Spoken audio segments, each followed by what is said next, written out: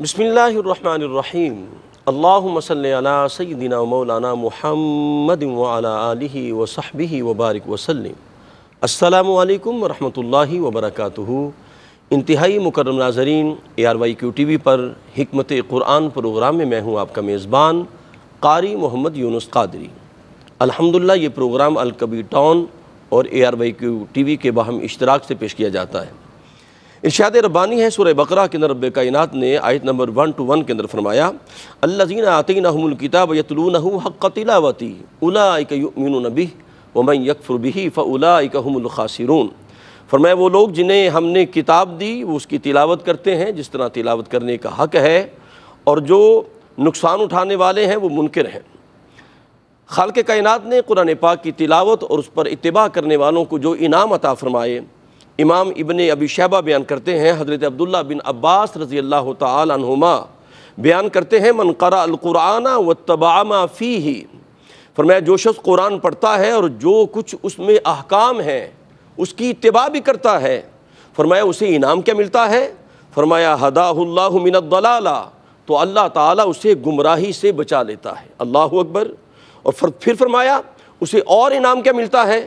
فرمایا وقاہ یوم القیامت سوء الحساب، اور قیامت کے روز سخت حساب و کتاب سے اللہ پاک اسے بچا لیتا ہے۔ وذالک بان اللہ عز وجل قال فمن اتبع ہدای فلا یضل ولا یشقی، فرمایا یہ اسی لیے ہے کہ اللہ تعالیٰ نے فرمایا پس جو شخص میری ہدایت کی پیروی کرتا ہے تو نہ وہ گمراہ ہوتا ہے اور نہ ہی بدبخت ہوتا ہے۔ تو جو بندہ قرآن سے جڑ جاتا ہے، قرآن پاک کی تلاوت کرتا ہے، اس کی اتباع کرتا ہے، ہدایت کا نور اسے مل جاتا ہے اور جناب گمراہی سے اسے بچا لیا جاتا ہے۔ اور سورہ طٰہٰ کی آیت نمبر 1 2 3 کے اندر رب کائنات نے خوشخبری یہ دی ولا یشقی، اور وہ بدبخت نہیں ہوتا۔ الحمدللہ اس پروگرام میں ہم قرآن پاک کو ترتیب کے ساتھ پڑھ رہے ہیں، اور آج ہم سورہ بقرہ کی آیت نمبر 47 اور 48 پیش کریں گے۔ الحمدللہ قبلہ شاہ صاحب کی اجازت سے قرآن پاک کی آیات بینات پیش کرنے کی سعادت حاصل کرتا ہوں۔ ارشاد ربانی ہے یا بنی اسرائیل اذکروا نعمتی التی انعمت علیکم وانی فضلتکم علی العالمین واتقوا یوما لا تجزی نفس عن نفس شیئا ولا يقبل منها شفاعة ولا يؤخذ منها عدل ولا هم ينصرون۔ ترجمہ پیش خدمت ہے اے اولاد یعقوب، یاد میں رکھو میری اس نعمت کو جس کا میں نے تم پر انعام کیا، اور بے شک میں نے ہی تمہیں فضیلت دی تھی جہانوں میں، اور ڈرو اس دن سے جب کوئی شخص بدلہ نہ دے سکے گا کسی کا کچھ بھی کسی بھی طرح، اور نہ قبول کی جائے گی سفارش عامہ کسی سے، اور نہ ہی لیا جائے اس سے کوئی فدیہ، اور نہ مدد کیے جائیں۔ الحمدللہ قرآن پاک کی آج آیت نمبر 47 اور 48 سورہ بقرہ کی تلاوت کی، اس کے اندر تفسیری نکات کیا ہیں، اور انشاءاللہ اس سے گوہر نایاب قبلہ شاہ صاحب کی بارگاہ چلتے ہیں۔ ہماری خوشبختی ہے اس پروگرام کے اندر الحمدللہ مفسر قرآن آل نبی خانواد نبوت کے شہزادے جناب قبلہ حضرت علامہ پیر سید ریاض حسین شاہ صاحب قبلہ گوہر نایاب ہمیں عطا فرماتے ہیں۔ آئیے قبلہ شاہ صاحب کا خیر مقدم کرتے ہیں۔ مدینہ پاک کی حاضری الحمدللہ ان دیار نور سے ہو کے آئے ہیں۔ السلام علیکم ورحمۃ اللہ وبرکاتہ۔ شاہ صاحب قبلہ آپ کو مدینہ پاک کی حاضری مبارک ہو، بہت بہت آمین آمین، اور آپ کے صدقے ہمیں بھی اور تمام سامعین کو عطا فرمائے۔ شاہ صاحب قبلہ آپ کی اجازت سے الحمدللہ سورہ بقرہ کی آیت نمبر 47 میں نے آپ کے سامنے 48 پڑھی ہے، اور پچھلے رکوع کے اندر بھی آغاز اسی انداز میں ہوا، باہم یوں لگتا ہے جیسے تکرار نظر آتا ہے۔ اس تکرار کے اندر قرآن پاک کی کیا حکمت موجود ہے، میں چاہوں گا سب سے پہلے اس پہ موتی عطا فرمائیے۔ محترم قاری صاحب، اللہ تعالیٰ کی اس کے ثنا، اس کی تعریف اور اس کی مددی سے چند کلمات سوال کے جواب میں عرض کرنے لگا ہوں، لیکن دعا کروں گا کہ اللہ تعالیٰ ہماری عاجزانہ گفتار کو ہمارے لیے، ناظرین کے لیے، ARYQ TV کے انتظام و انصرام کرنے والے احباب کے لیے، مالکان کے لیے اللہ بابرکت۔ آمین آمین۔ اصل میں آپ اگر قرآن حکیم فرقان مجید کا مطالعہ کریں تو اسی جگہ پر نہیں، بے شمار مقامات ہیں کہ آیات کا تکرار ہے، جی اصطلاحات کا تکرار ہے، سبحان اللہ، الفاظ کا تکرار ہے، بے شک، احکام کا تکرار ہے، جی اوامر کا تکرار ہے، ٹھیک، نواہی کا تکرار ہے، اسالیب کا تکرار ہے۔ تو بنیادی طور پر قرآن حکیم نصائح کی کتاب ہے بے شک، اور ایک نظام کی دعوت بھی قافلہ انسانیت کے سامنے رکھتی ہے۔ تو جو زیادہ اہم احکام ہیں جی آپ دیکھیں گے انہیں بہت زیادہ تکرار کے ساتھ اللہ اکبر، بیان کیا گیا ہے۔ ایسے ہی، مثلا قیام نماز ہے جی تو آپ دیکھیں گے کہ پورے قرآن مجید میں شاید سب سے زیادہ جس چیز پر زور دیا گیا یا مقرر بیان کیا گیا وہ قیام صلاۃ ہے۔ سبحان اللہ سبحان اللہ، اللہ کی راہ میں تگ و تاز کرنا ہے، جی دین کو بلند کرنا ہے، اس کو قوت دینی ہے۔ جی اس کا بیان بھی آپ دیکھیں گے مختلف کلمات سے تعبیر کیا گیا، کہیں جہاد، ایسے ہی، کہیں سعی، اللہ اکبر، کہیں حرکت۔ تو یہ تکرار کا مطلب یہ ہے کہ جو پڑھنے والا ہے اور سننے والا ہے وہ اس بات کی اہمیت کو سمجھ واہ واہ، لے۔ سبحان اللہ سبحان اللہ، اچھا بعض اوقات ایسا ہے کہ یہ کتاب جمالیات کی بھی ہے، سبحان اللہ، تو جمالیات میں آپ نے دیکھا ہوگا ادب ہے، تو ادب میں اگر آپ کو کوئی اچھا لفظ دل میں آپ نے اتار لیا سبحان اللہ، تو پھر آپ اس پر قناعت نہیں کریں گے، چاہیں گے کہ بار بار گنگنائیں، ہاں ہاں، واہ واہ، بار بار اس سے لطف لیں، سبحان اللہ، اور اس کے اندر جو حلاوت ہے جی اور مزہ ہے اس کو دل دماغ میں آپ انڈیل دیں۔ اللہ اکبر، یہ ایک جمالیاتی آدمی یہ سمجھ سکتا ہے۔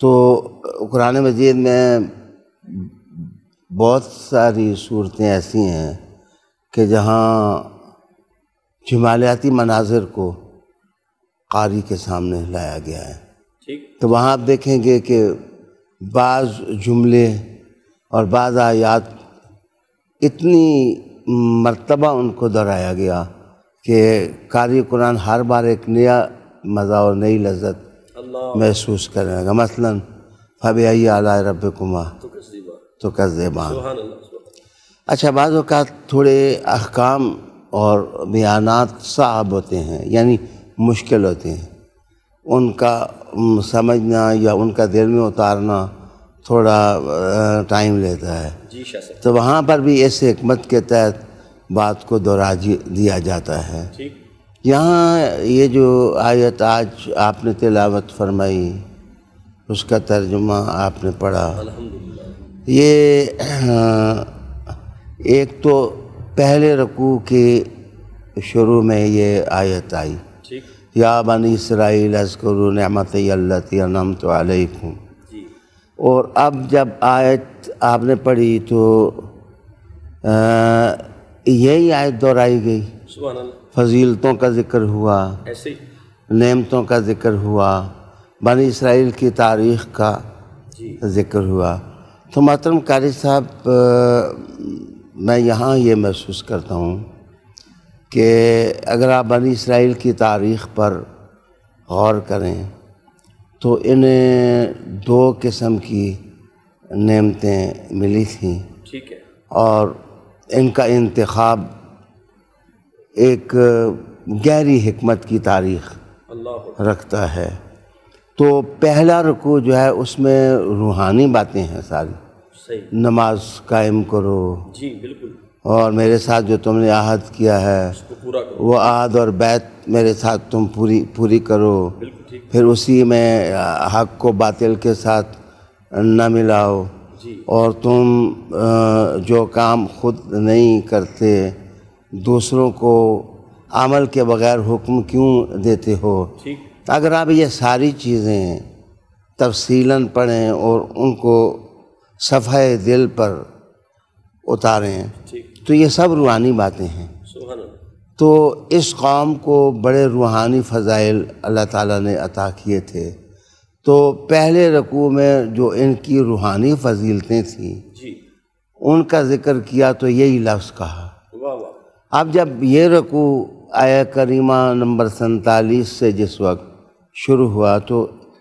اس میں قوموں کی تاریخ میں ماضی نعمتیں بھی ایک خاص اہمیت اللہ، رکھتی ہیں، بادشاہت کی تشکیل، عروج و زوال کا فلسفہ، قومیں کس طرح ترقی کرتی ہیں، اللہ، قومیں کس طرح عروج پر پہنچتی ہیں، وہ اسباب کیا ہو سکتے ہیں جن اسباب کی وجہ سے قوموں کو قہر مذلت میں پٹخ دیا جاتا ہے۔ صحیح، عالی شان قاری صاحب اس رکوع کے اندر دراصل اس قسم کی کچھ تاریخ اللہ، بنی اسرائیل کے سامنے رکھی گئی، واہ واہ، تو ان کو ماضی اور تکوینی نعمتوں سے بھی اللہ پاک نے نوازا، روحانی بھی۔ تو جب روحانی نعمتوں کا ذکر تھا تو مقدمہ میں پھر ان کی فضیلت اور ان کی تاریخ ان کو یاد کرائی، جب ان کی عظمت، سطوت، تمکن فی الارض کی بات ان کے سامنے لائی گئی تو پھر اس آیت کو دہرایا گیا تاکہ یہ دونوں تاریخ کے پہلو اپنی نظر میں رکھیں۔ کیا کہنے۔ اچھا قبلہ شاہ صاحب، یہاں پہ بنی اسرائیل کی تاریخ بیان کی گئی اور امت مسلمہ کے سامنے رکھی گئی، اس میں کیا راز ہے، کیا سبب ہے کہ امت مسلمہ کے سامنے بنی اسرائیل کی تاریخ رکھی گئی؟ میں ایک چھوٹی سی مثال دینے لگا۔ بسم اللہ، آپ اپنے بہت پیارے بچے کے ساتھ یا محبوب قسم کے دوست کے ساتھ جی ایک منزل کی طرف چل رہے ہیں، ٹھیک، رواں دواں ہیں، تو راستے میں کچھ گڑھے آتے ہیں یا راستے میں کہیں آپ دیکھتے ہیں کہ راستے میں کانٹے بکھیر دیے گئے ہیں، تو آپ کے دیکھتے دیکھتے 4 آدمی 5 آدمی گرتے ہیں ان گڑھوں کے اندر، ٹھیک، اور وہ اپنے آپ کو گویا خود ہلاکت میں ڈال لیتے ہیں، تو آپ کے محبوب دوست جو آپ کے ساتھ چل رہے ہیں آپ فوراً ان کو مخاطب کریں کہ احتیاط سے چلیں، آپ نے اپنی آنکھوں کے سامنے دیکھ لیا یہ کیا ہوا ہے، کیا کہنے۔ تو آپ جس وقت محبوب کو سمجھائیں گے دوسرے کو عبرت بنا کر کے، تو میرے خیال میں جو آنے والے لوگ ہیں وہ ہلاکات سے اور خطرات سے اور مصائب سے اور مشاکل سے محترم قاری صاحب بچ جائیں گے۔ تو اصل بات یہ ہے کہ رسول کریم صلی اللہ علیہ وآلہ وسلم کی امت خیر امت ہے، کنتم خیر امت اخرجت للناس، اور یہ حضور صلی اللہ علیہ وآلہ وسلم کے دامن کرم سے منسوب ہے، اور یہ جولانگاہ گاہ حیات میں اب پرچم اٹھا کے نکلے تھے دعوت کا اور قافلہ انسانیت کی تعمیر اور تزکیہ کا، تو اللہ رب العالمین نے پہلے لوگوں کے خطرات ان کے سامنے رکھ دیے کہ ذرا غور سے پڑھو وہ ہلاک کیسے ہوئے، وہ بنے کیسے، تو عروج و زوال کی تاریخ اس لیے امت مسلمہ کو سنائی گئی۔ سبحان اللہ۔ ناظرین کرام ہمارے ساتھ رہیے، یہاں قرآن پاک کے اندر رب کائنات نے اسی آیت کریمہ کے اندر فرمایا یا بنی اسرائیل اذکروا نعمتی التی انعمت علیکم وانی فضلتکم علی العالمین۔ یہاں رب کائنات نے تمام عالمین پر فضیلت کا ذکر فرمایا ہے۔ شاہ صاحب قبلہ سے وقفے کے بعد پوچھیں گے، جب میں دوبارہ آؤں گا تو یہ کیا فضیلت، کیا امت مسلمہ سے بھی بڑھ کر فضیلت ہے؟ ہمارے ساتھ رہیے، ملاقات کرتے ہیں وقفے کے بعد۔ جی ناظرین اکرام، آپ کا خیر مقدم ہے، حکمت قرآن پروگرام میں آپ شامل ہیں، اور ہماری خوشبختی ہے حضور قبلہ شاہ صاحب مدینہ پاک سے تشریف لائے ہیں اور ہماری خوشبختی کے گہرے نایاب ہمیں عطا فرماتے ہیں۔ شاہ صاحب قبلہ، میں وقفے سے پہلے میں نے عرض کیا کہ ان کی فضیلت کی بات کی اور عالمین پر ان کی فضیلت کی بات کی، تو کیا یہ فضیلت امت مسلمہ سے بڑھ کر ہے؟ میں چاہوں گا فضیلتوں پہ کچھ روشنی ڈالیے گا۔ محترم قاری صاحب، قرآن مجید پڑھتے ہوئے اور ان آیات کی تفسیر کا مطالعہ کرتے ہوئے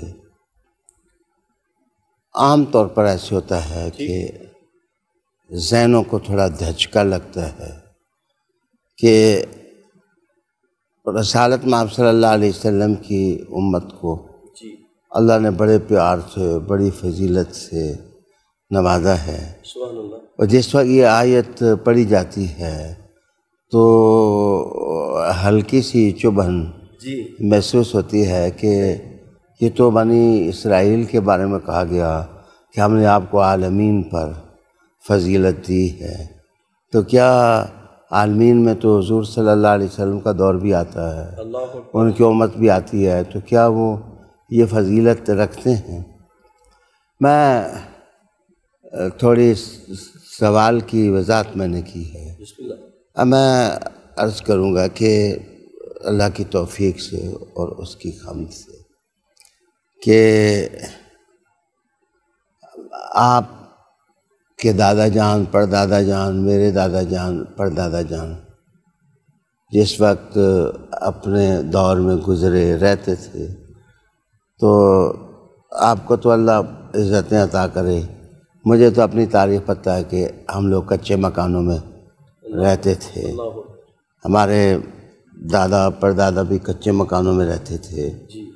تو اگر آپ پوچھیں کہ میرے دادا جان کا جہان تو اتنا ہی تھا جتنا کچے مکانوں کا تھا، اور جب ہم آگے آئے کوئی 100-150 سال کا عرصہ گزر گیا، اللہ نے ہمیں پکے مکان بھی دے دیے۔ وہ ایک مکان کمرے میں رہتے تھے، ہم اب 8-8 10-10 کمروں کا ہمارا مکان ہے۔ تو محسوس ہوا کہ ان کا جہان پورا جہان تھا اس وقت، وہ اس جہان کو آپ مختصر نہیں کہہ سکتے، وہ اس دور کا بڑا جہان تھا۔ لیکن ہمارے دور میں جب پہنچے تو سوشل میڈیا کا دور آ گیا، دنیا گلوبل ولیج بن گئی۔ آج کا انسان یہاں بیٹھتا ہے مدینہ بات کر لیتا ہے، مدینہ میں بیٹھ کے انسان مکہ بات کر لیتا ہے، تو جہان تھوڑے کھلے ہو گئے، ان میں وسعت آ گئی۔ تو اگر ہمارے دادوں پردادوں کو کہا جائے کہ وہ جہانوں پر فضیلت رکھتے تھے تو معنی یہ ہوگا ان کے دور میں جو جہان تھا ان پر وہ فضیلت رکھتے تھے، اور جب ہمیں کہا جائے کہ ہم جہانوں پر فضیلت رکھتے ہیں تو یہ کھلا سا جہاں جن میں روز تحقیق ہو رہی ہے، ایٹم کا دل چیرا جا رہا ہے اور سمندروں کو موج در موج مسخر کیا جا رہا ہے، اور ہمستی فضائیں انسان کے کمند تسخیر میں آ رہی ہیں، تو یہ جہاں کی وسعتیں ایک زمانہ گزرنے کے بعد ہمارے سامنے آئی ہیں۔ تو جناب وہ لوگ اگر فضیلت مآب تھے تو جو جہاں اس وقت موجود تھے وہ سارے کے سارے جہاں ان پر فضیلت رکھتے تھے۔ جب حضور کا زمانہ آ گیا تو اگلی پچھلی اقوام جو ہیں وہ حضور کے قدموں میں آ گئیں، تو زمانے وسعت مآب ہو گئے۔ حضور بھی زمانوں پر فضیلت رکھتے ہیں، ان کی قوم بھی زمانوں پر فضیلت رکھتی ہے، جہانوں پر فضیلت رکھتی ہے، لیکن وہ جہاں کچھ اور تھا، یہ جہاں کچھ اور ہیں۔ اور اگر رطب و یابس جو کچھ جہانوں میں ہے اس کو میں سامنے رکھ لوں، انبیاء کی بات نہ کروں، تو میں کہہ سکتا ہوں کہ کرگس کا جہاں اور ہے، شاہی کا جہاں اور ہے۔ تو اللہ تعالیٰ نے رسالت میں آپ صلی اللہ علیہ وآلہ وسلم کی امت کو فضیلتیں عطا کیں۔ یہ اس مسئلے کا ایک پہلو تھا جو میں نے آپ کے سامنے۔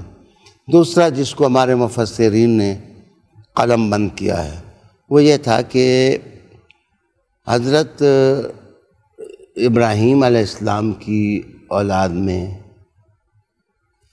آپ جانتے ہیں کہ ایک لڑی وہ ہے جو اسماعیل علیہ السلام کی اولاد، جس سے ہمارے آقا و مولا تاجدار نبوت و کرامت صلی اللہ علیہ وآلہ وسلم مبعوث ہوئے، اور ایک دوسرا سلسلہ تھا جو حضرت اسحاق علیہ السلام سے چلا، فلسطین اور کنعان سے مصر تک ان کی تاریخ جو ہے وہ بڑھتی ہے۔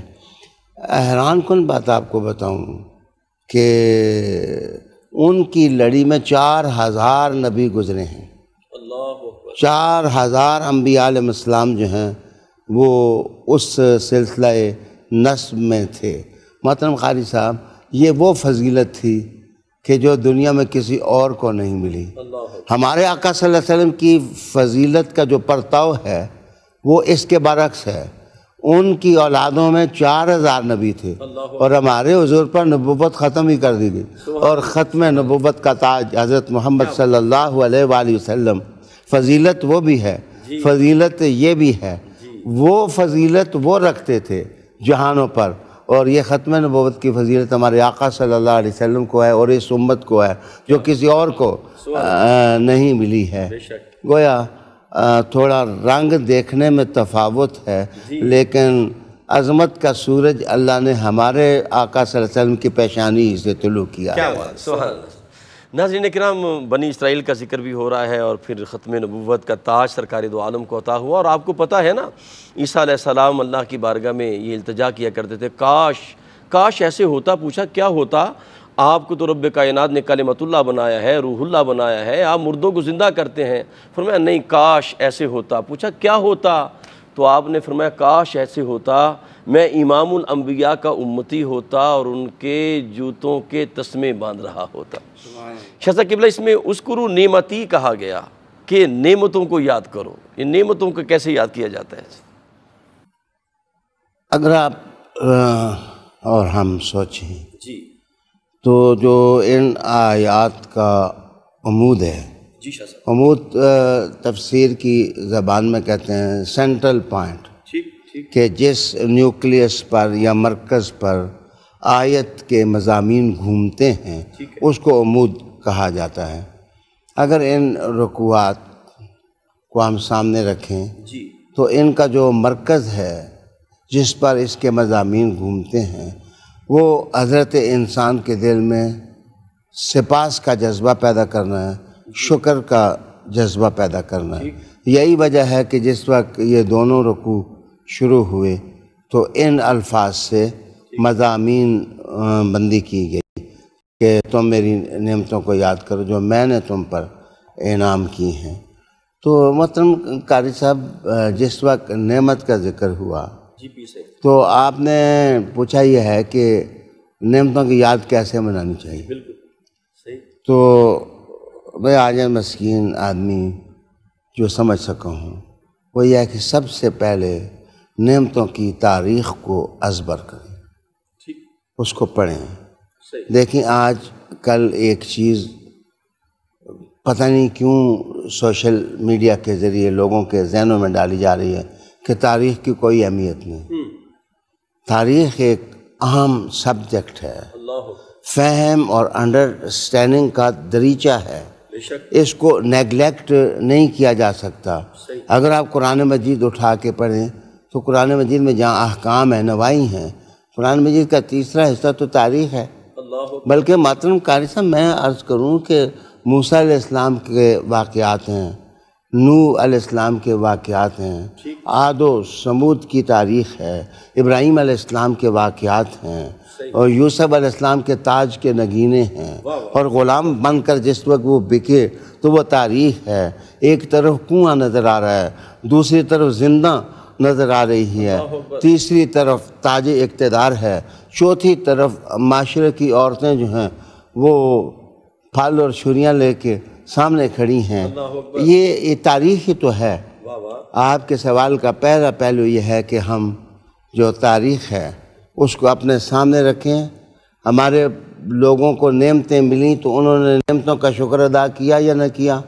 اگر ادا کیا تو ہمیں اللہ نے اگر نعمت دی ہے تو اس کو اللہ کا شکر ادا کرنا چاہیے۔ ایک آدمی عالم دین بنتا ہے، آپ قاری ہیں، اللہ آپ کو قرآن مجید نے نصیب کرتا ہے، آپ قرآن مجید یاد کر لیتے ہیں، تو جناب تھوڑی دیر اس تاریخ کو بھی تو یاد کرنا چاہیے کہ کبھی ہم سے پہلے حضرت عثمان رضی اللہ تعالیٰ عنہ بھی جناب تین راتوں میں یا ایک رات ہی میں سارا قرآن حکیم پڑھ لیتے تھے۔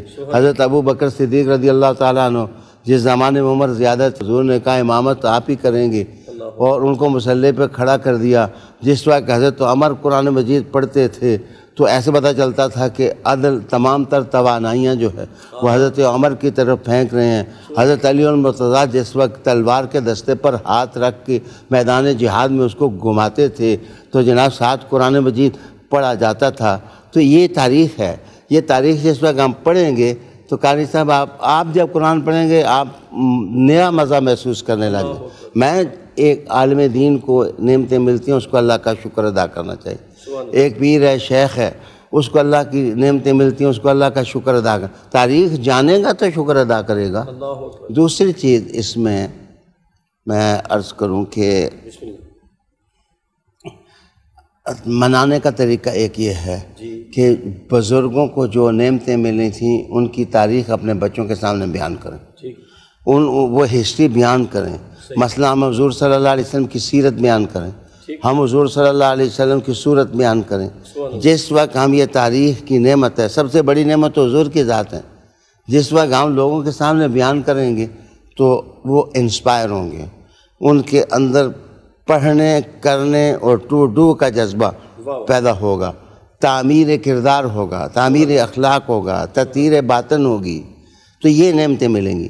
تیسری چیز یہ ہے کہ اللہ کی عبادت کیا جائے، اس کا شکر کیا جائے، اس کا ذکر کیا جائے۔ جتنا کثرت کے ساتھ ذکر کریں گے اللہ تعالیٰ اور نعمتیں آپ کو عطا کرے گا۔ چوتھی چیز یہ ہے کہ نعمتوں کو بانٹیں، اللہ کی مخلوق میں شیئر کریں۔ اللہ نے جو چیزیں آپ کو دی ہیں، مال دیا ہے، دولت دی ہے، اس کو جتنا خرچ کریں گے اللہ اور بڑھائے گا۔ علم ہے، علم کو جتنا خرچ کریں گے اللہ علم بڑھائے گا۔ تو میرے خیال میں تو یہ نعمتیں جو ہیں یہ احساسات انسان کے اندر پیدا کرتے ہیں۔ کیا کہنے ناظرین کرام، رب کائنات نے ہر انسان کو نعمتیں عطا فرمائی ہیں، اور اپنے وجود میں انسان غور کرے تو نعمتوں سے بھرا ہوا ہے۔ تو جو نعمتوں کا شکر ادا کرتا ہے، رب کا وعدہ ہے اللہ پاک نعمتوں میں اور اضافہ کرتا چلا جاتا ہے۔ ہمارے ساتھ رہیے، ملاقات کرتے ہیں ایک وقفے کے بعد۔ جی ناظرین کرام، آپ کا خیر مقدم ہے۔ حضور قبلہ شاہ صاحب نعمتوں کا ذکر کر رہے تھے کہ نعمتوں کو یاد کرنا چاہیے، اور ایک تازہ نعمت رب کائنات نے قبلہ پیر سائیں کو عطا فرمائی ہے، ہمارے مرشد کریم کو، قبلہ شاہ صاحب کو، اور تبصرہ کی جو ہفتم جلد ہے وہ مکمل ہوئی ہے۔ میں اس پر مبارکباد پیش کرتا ہوں اپنی طرف سے، محترم عمر فیاضی صاحب کی طرف سے، اور ARYQ TV کے چیئرمین ہمارے محسن مربی حاجی عبدالرؤف صاحب، پوری جتنے سامعین ہیں سب کی طرف سے میں آپ کو تفسیر جو 7ویں جلد مکمل ہوئی ہے۔ قاری صاحب یہ تو جو 7ویں جلد مکمل ہوئی ہے الحمدللہ، یہ شروع سے جو شروع ہے، ماشاءاللہ، آخری 5 پارے 5 جلدوں میں الگ چھپ چکی ہیں، الحمدللہ، اس طرح 13 جلدیں چھپ چکی ہیں۔ الحمدللہ، بہت مبارک ہو شاہ صاحب قبلہ۔ اور میں اپنے انتہائی مکرم جناب الحاج سرور حسین نقشبندی صاحب جو انہوں نے کلام آپ کی خدمت میں پیش کیا، 2-3 شعر میں پیش کرنا چاہوں گا تبصرہ کے حوالے سے۔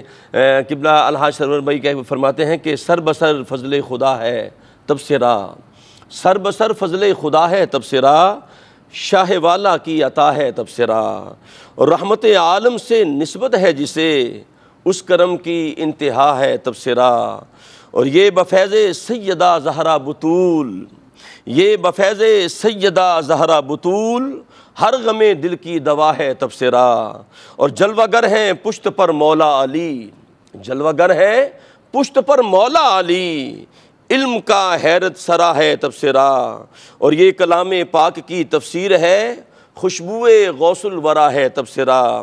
بہت سا کلام ہے، بس میں ایک آخری شعر پیش کرتا ہوں۔ سرور بھائی نے بڑی خوبصورت دعا کی، وہ کہتے ہیں کہ جلد ہو تکمیل کیجئے سب دعا، جلد ہو تکمیل کیجئے سب دعا، صبحوں کی ٹھنڈی ہوا ہے تبصرہ، شاہ والا کی عطا ہے تبصرہ، سر بسر فضل خدا ہے تبصرہ۔ شاہ صاحب میں حیران ہوتا ہوں، آپ نے 50-60 ملکوں کے دورے کیے، شب و روز خطابات ہیں، درس قرآن ہیں اور سفر ہیں، میں حیران ہوں کہ کس طرح یہ سارا کچھ آپ نے کر لیا ہے۔ وطن کار صاحب، اللہ تعالیٰ جس وقت کسی آدمی سے کام لیتا ہے اللہ تو وہ بے نیاز ہے، جی، سب کچھ اس کی مدد سے ہوتا ہے، حضور کی نظر سے ہوتا ہے۔ الحمدللہ، وہ جس وقت چاہتا ہے تو ریت سے ستون کا کام لے لیتا ہے، اللہ وہ جس وقت چاہتا ہے تو بغیر ستونوں کے آسمان کو کھڑا کر دیتا ہے۔ اللہ، تو میں اللہ کا شکر ادا کرتا ہوں۔ الحمدللہ، اللہ تعالیٰ نے جو ایک لگن سی عطا کی ہے کہ میں اللہ کا اس پر بھی شکر ادا ہوں۔ آج تک 4 سال کی عمر سے لے کے اب تک میری تلاوت کبھی نہیں رہی۔ اللہ نے مجھے توفیق دی، تو وہ 2 4 لفظ لکھتے لکھتے قطرہ قطرہ جوڑتے دریا بن گیا۔ اور ناظرین آپ سن کے حیران ہوں گے کہ بلا شاہ صاحب کے معمولات میں یہ بات شامل ہے کہ غالباً روزانہ 10 سپارے آپ نے پڑھنے ہوتے ہیں، اور اس کے علاوہ جو تدریس کا کام ہے اور تحریر کا کام ہے، الحمدللہ اللہ پاک شاہ صاحب کو صحت کاملہ عطا فرمائے اور ان کے قلم کے اندر اور طاقت عطا فرمائے۔ شاہ صاحب قبلہ اگلی آیت کریمہ ہے وَاتَّقُوا، تقویٰ کا ذکر ہے، میں چاہوں گا ذرا تقویٰ پر کی ذرا روشنی ڈالیے گا۔ تقویٰ، ہاں محترم، اللہ تعالیٰ آپ کے کلام کو بالا فرمائے۔ آمین۔ تقویٰ کا سوال جو آپ نے دوسری آیت تلاوت کی ہے، جی بالکل، اس کے پہلے لفظ کے اندر وَاتَّقُوا، وَاتَّقُوا یوما، ٹھیک، اور اس دن سے ڈرو یا تقویٰ اختیار کرو، ٹھیک، دونوں ایک ہی چیز ہے۔ اگر آپ دیکھیں تو قرآن مجید شروع سے ہدی للمتقین سے بات کو آپ آگے بڑھائیں تو قرآن مجید اس کو آگے لے جا رہا ہے، لعلکم تتقون، سبحان اللہ، وہی تقویٰ یہاں پہنچتا ہے۔ ایسے جیسے نہریں جاری ہوتے ہوتے سمندر میں جا گرتی ہیں، تو اب پہلے آدم علیہ السلام کے سرگزشت بیان ہو رہی تھی، ٹھیک، تو وہاں بھی آگے پیچھے تقویٰ کا ذکر ہوا۔ اب تاریخ بنی اسرائیل شروع ہوئی ہے، تو تاریخ بنی اسرائیل میں بھی بتایا گیا کہ ہر قوم، ہر مذہب کا جو سینٹرل نقطہ ہے جس پر وہ مذہب فوکس ہوتا ہے وہ تقویٰ ہی ہے۔ بے شک، اب اس لحاظ سے بنی اسرائیل کی تاریخ بیان ہو رہی تھی، خصوصاً تقویٰ مسجد میں کم جو ہے وہ ڈیمیج اور مجروح ہوتا ہے۔ جس وقت حکومتوں کا بننا اور ان کا ٹوٹنا، بجٹ بننے اور یہ ہونا وہ ہونا جس وقت ہوتا ہے تو تقویٰ کا دامن جو ہے وہ آلودہ ہو سکتا ہے۔ یہاں اب فرعون کا اقتدار، اس سے نجات، بنی اسرائیل کی تاریخ، یہ ساری چیزیں شروع ہو رہی تھیں، تو یہاں اس کا مطلب یہ ہے کہ ان میں بھی خدا خوفی ہونی چاہیے گی۔ اگر خدا خوفی نہیں ہوگی تو نظام کیسے درست ہوگا؟ دوسری چیز محترم قاری صاحب میں عرض کروں کہ مجرم آدمی جو ہے وہ جس وقت جان چھڑانا چاہتا ہے اپنی، کہ میرا گلو خلاصی میری ہو جائے، تو وہ عام طور پر 4 حربے استعمال کرتا ہے۔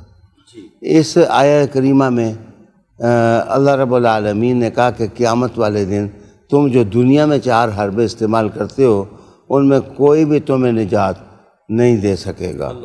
اس دن کا تصور جو ہے وہ اب لاؤ کہ تم نے خدا کی کچہری میں پیش ہونا ہے۔ وہ 4 چیزیں کیا ہیں مجرم جن کا سہارا لیتے ہیں؟ جناب پہلی چیز یہ ہے کہ وہ کہتے ہیں کہ اگر مجھ سے یہ جرم ہو گیا تو اس کے بدلے میں کوئی چیز یہ لے لو اور میری جان جو ہے وہ چھڑا دو۔ تو دنیا میں تو بدلہ چل جاتا ہے، اور اس کے بعد دوسری چیز ہے آپ دیکھیں گے کہ سفارش ہے، بندہ سفارش کراتا ہے، سفارش کرتا ہے کہ میری سزا جو ہے وہ معاف ہو جائے، ٹل جائے۔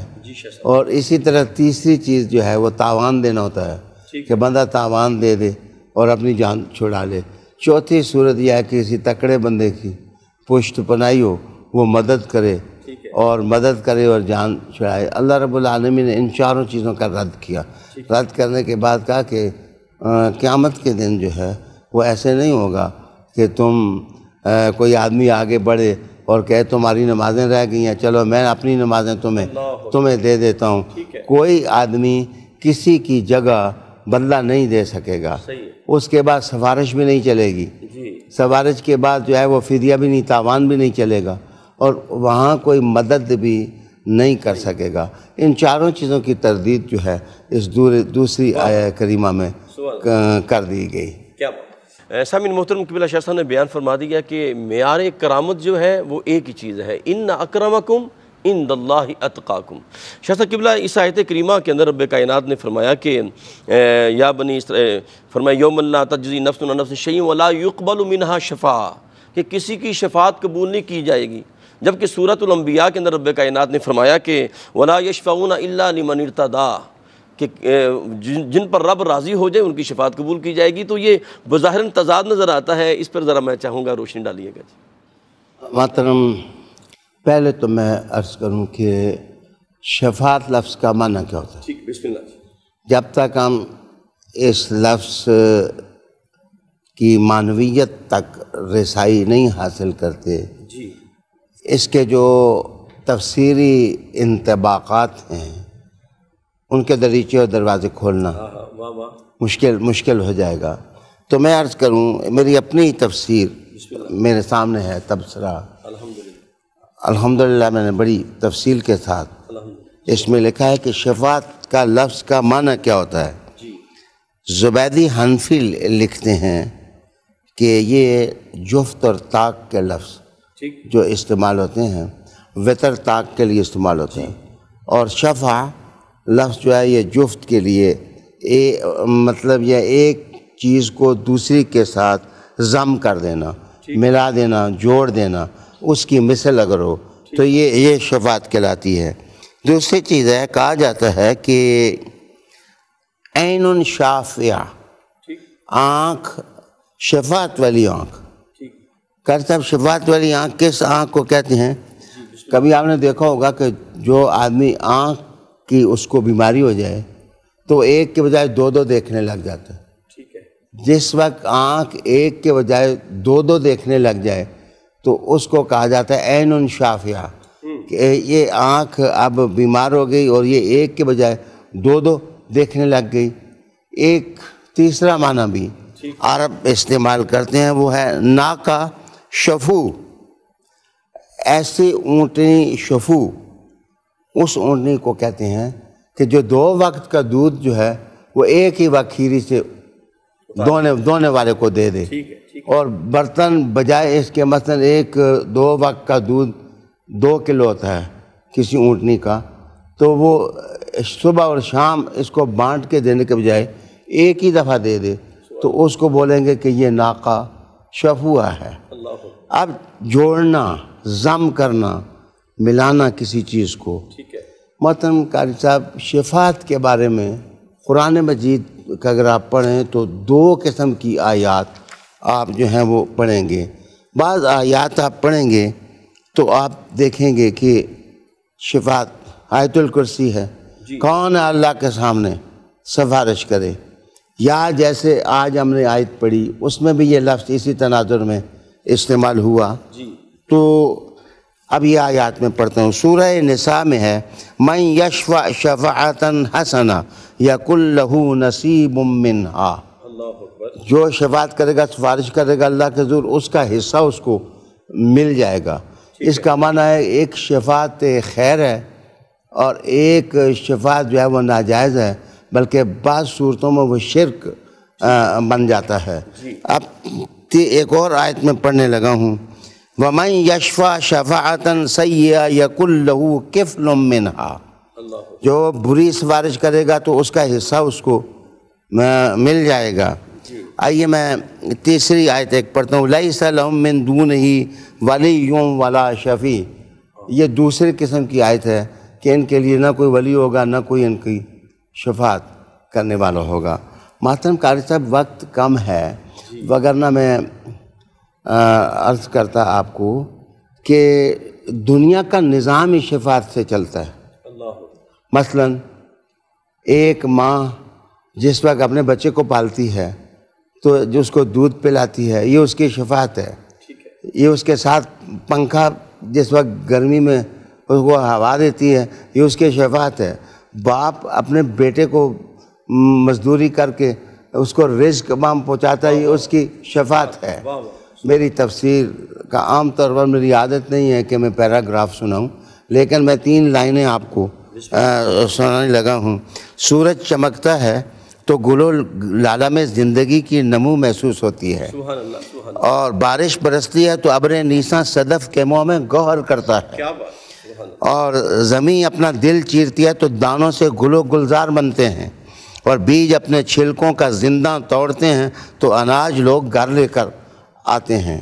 یہ بارش کی شفاعت ہے، یہ سورج کی روشنی کی شفاعت ہے۔ دانہ جس وقت زمین کی چھاتی میں پلتا ہے تو یہ زمین کی شفاعت ہے۔ دراصل بت اللہ کے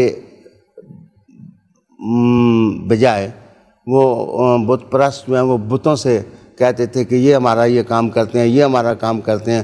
اللہ رب العالمین نے کہا شفاعتیں جتنی ہوتی ہیں اللہ کے اذن سے ہوتی ہیں، اللہ کی منظوری سے ہوتی ہیں۔ اولیاء کی شفاعت، یہ قرآن مجید شفاعت کرے گا، حجر اسود شفاعت کرے گا، تو یہ جتنی شفاعتیں یہ شفاعت خیر ہے۔ شفاعت خیر تو ہوگی، دراصل ایمان سے کٹ کر کے کسی سے یہ امید لگانا کہ یہ سفارش کرے گا، اس کو قرآن مجید نے کنڈیم کیا اور کہا کہ یہ چیز ٹھیک نہیں ہے۔ ناظرین کرام، شفاعت کا بہت خوبصورت موضوع ہے اور وقت نے اپنی تنابیں کھینچ لی ہیں، اور سرکار دو عالم کا فرمان بھی ہے نا کہ کوئی بندہ بھی اپنے عمل کی وجہ سے جنت میں نہیں جائے گا۔ اور کسی نے پوچھا تھا یا رسول اللہ آپ کی بات، تو کریم آقا علیہ السلام، ہم نے جس نے بھی جنت میں جانا ہے میرے آقا کی شفاعت کی وجہ سے جانا ہے، بلکہ کریم آقا علیہ السلام نے فرمایا جس کے دل میں رائی کے دانے کے برابر بھی ایمان ہوگا میری شفاعت قیامت کے دن سے کام آئے گی۔